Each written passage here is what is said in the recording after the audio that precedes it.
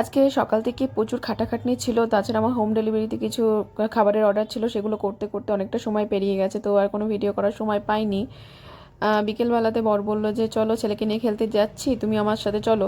তো আমি বললাম ঠিক আছে, রোজ তো যাও ছেলেকে নিয়ে, আমি আজকে ঘুরে আসি একটু। তো আমরা তিনজনে মিলে বেরিয়ে পড়লাম। তো প্রথমে যে রাস্তা দিয়ে যাচ্ছিলাম সেই রাস্তাটা বন্ধ ছিল, কাজ হচ্ছে, সেখান থেকে গাড়ি নিয়ে যাওয়া সম্ভব নয়, তাই গাড়ি ঘুরিয়ে আবারও সেই সোজা রাস্তাতেই যেতে হলো। তো এখন শীতকাল, যেহেতু বেলা খুব তাড়াতাড়ি পড়ে যায়, এখন 4:30 বাজে, তো অলরেডি সূর্য ডুবতে শুরু করে দিয়েছে পশ্চিম আকাশ লাল করে। আর বাইরে মোটামুটি ঘরের ভেতরে থাকলে বোঝা না গেলেও না, বাইরে বেশ ঠান্ডা লাগে। বাইরে যখন ওই গাড়িতে বসে যাচ্ছিলাম তখন বেশ ঠান্ডা অনুভব করছিলাম। তো যাই হোক, এই যে রেল গেট, এখানে এসে দেখলাম যে গেট পড়ে গেছে, এখন এখানে 10 মিনিট মতন দাঁড়াতে হবে। তো এখানে না আগের থেকেই গেটটা ফেলে দেয়, মানে ঠিকই আছে সাবধানতার জন্য। আমাদের ওদিকে কিছুক্ষণ, মানে এত আগে না, 10 মিনিট আগে গেট ফেলে না, তবে এখানে প্রায় 10 মিনিট আগে গেট ফেলে দেয়। তো তার মধ্যে থেকেও যারা মানে হাঁটা পথে যায় তারা তো লাইন টপকে চলেই যায়। তো যাই হোক, এই ট্রেনটা পার হলো, তারপরে আমরা আবার রওনা দিলাম। সামনে অনেকগুলো মাঠ আছে, সেখানে না বড় বড় ছেলেপেলেগুলো খেলে। এবার তাদের সাথে আমার ছেলে খেলতে চায়, কিন্তু তারা বড় বড় ছেলে, তাদের সাথে কি করে খেলবে।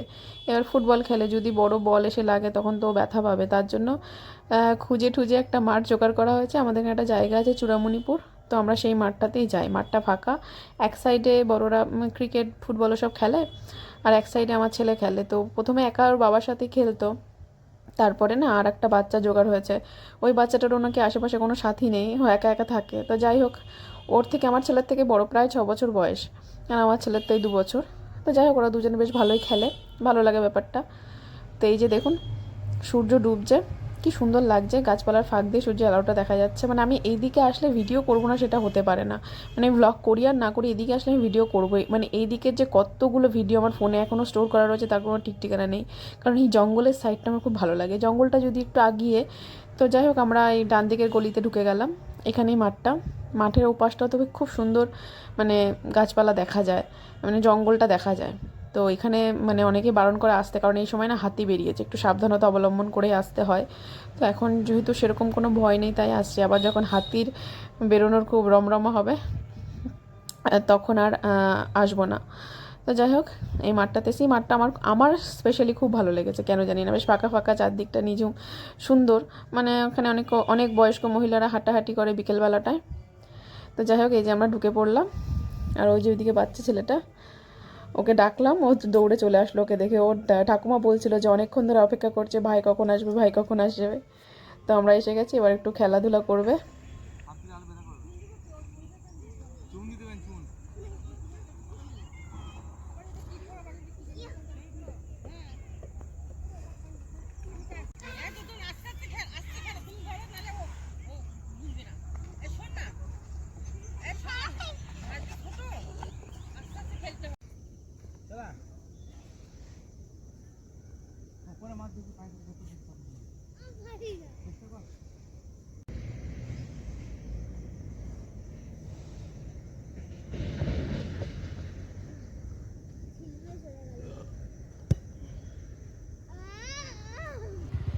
তো আমি কিছুক্ষণ বসে ওদের খেলা দেখলাম। তারপরে আমি ওর বাবাকে বললাম যে তুমি একটু ওদের সাথে খেলো। ও প্রথম থেকে ওর বাবাই খেলছিল, আমি কিছুক্ষণ আবার ওদের সাথে খেলেছিলাম মাঝখানে। তো তারপরে বললাম যে যাই একটু গাড়িটা চালিয়ে আসি, গাড়ি আমি চালাতে পারি না। ফাঁকা মাঠ ছিল, ওই ফাঁকা মাঠে গোল দেওয়ার মতো দুপাক ঘুরে নিলাম, কারণ রাস্তাতে গাড়ি চালানোর মতো যোগ্যতা এখন আমার হয়নি, ক্ষমতা আমার এখনও হয়নি। আর সত্যি কথা বলতে এখন শেখার ইচ্ছেটাও আর নেই। তো যাই হোক, তখন বাজে 5:45, আমরা মাঠ থেকে বেরিয়ে পড়লাম। মাঠ থেকে বেরিয়ে বাড়িতে আসিনি, চলে গেলাম সোজাসুজি আমাদের সেই চায়ের ঠেক স্টেশনের কাছে। গিয়ে সেখান থেকে মালাই চা খেলাম। চা খেতে খেতে হঠাৎ করে মনে পড়লো যে আমরা বলটা মাঠে ফেলে এসেছি, আর বলটা খুব ভালো। সেই বলটা ফেলে আসা মানে আবার একটা বল কিনতে হবে। তো অন্ধকার হয়ে এসছে তখন, কিন্তু কিচ্ছু করার নেই, আবার সেই বল আনতে ছুটলাম। আমি বললাম জঙ্গলের দিকে যাবো আবার বল আনতে, ওই দিকটা এমনিতেই স্ট্রিট লাইট নেই, কিছু নেই। তো বাবা বললো না চলো, ফালতু ফালতু বলটা নষ্ট হবে, হয় কেউ নিয়ে যাবে, নাহলে কুকুরে নষ্ট করবে ছিঁড়ে গুঁড়ে। তো আমি বললাম ঠিক আছে চলো। এই যে যাওয়ার সময় না আকাশটা দেখছিলাম, কি সুন্দর লাগছে, মনে হচ্ছে দু রকমের কালার একসাথে মিক্স হয়ে গেছে। তো যাই হোক, ভয়ের কিছু ছিল না, তবে অন্ধকার হয়ে গেছিলো। এদিক থেকে, এদিকে স্ট্রিট লাইট নেই, তবে গাড়ি ঘোড়া চলে এবং অবভিয়াসলি বাড়িঘর আছে। তো আমরা যাই হোক বলটা কালেক্ট করে ওখান থেকে বেরিয়ে পড়লাম। আবার স্টেশনে আর যাইনি, কারণ স্টেশন থেকে কোনো রকমের চা খেয়ে নিলে গেলে কি হয়, স্টেশনের কাছাকাছি চা খাওয়ার পর স্টেশনটা একটু ঘুরি, ছেলেটা একটু দৌড়ায়। তো আজকে আর সেটা করিনি, চা খেয়ে সোজাসুজি মাঠ থেকে বলটা নিয়ে, বল পড়েই ছিল মাঠের মাঝখানটায়, তো বলটা নিয়ে বাড়িতে চলে আসলাম। তো প্রায় বাইরের থেকেই খাওয়া হয় রাত্রিবেলা, আমাদের রুটিটা নিয়ে আসা হয়, বা অন্য কিছু যদি খায় বাইরের খাবার হয়। তো ভাবলাম যে আজকে কিছুটা টাইম আছে হাতে, তো আজকে আর না বাইরে খাবো না, বাড়িতেই রান্না করব। এই ভেবে আমি বললাম যে ঠিক আছে, তা রাতে রান্নাটা করি। সয়াবিনটা ভিজিয়ে দিয়েছিলাম, ভাবলাম সয়াবিন আলু দিয়ে একটা তরকারি করব আর রুটি করব। তো যাই হোক, রুটি আমার আটা ফাটা মাখা হয়ে গেছে, মেখে রেডি করে এখন রুটিটা করব। তো বাইরের খাবার খেতেও ভালো লাগে, পরিশ্রম কম হয়, কিন্তু ওই যে প্রতিদিন বাইরের খাবার খেলে কি হয়, পেটের অবস্থাও ভালো থাকবে না, আর অবভিয়াসলি টাকা তো খরচ হয়, ঘরে করলে সাশ্রয় হয়। তো সেই হিসাবে ভাবলাম যে ঠিক আছে, অনেকদিন করাও হয় না, তো আজকে আমি ঘরে রুটিটা করি, রুটি আর সয়াবিন আলুর তরকারি খেয়ে নেবো। তো বাবা বললো ঠিক আছে করো, আর হাতে কিছুটা সময় ছিল, অন্যদিন সময় পাই না, চাপ থাকে। তো সেই হিসাবে রুটি ভেজে নিলাম। মানে অ্যাকচুয়ালি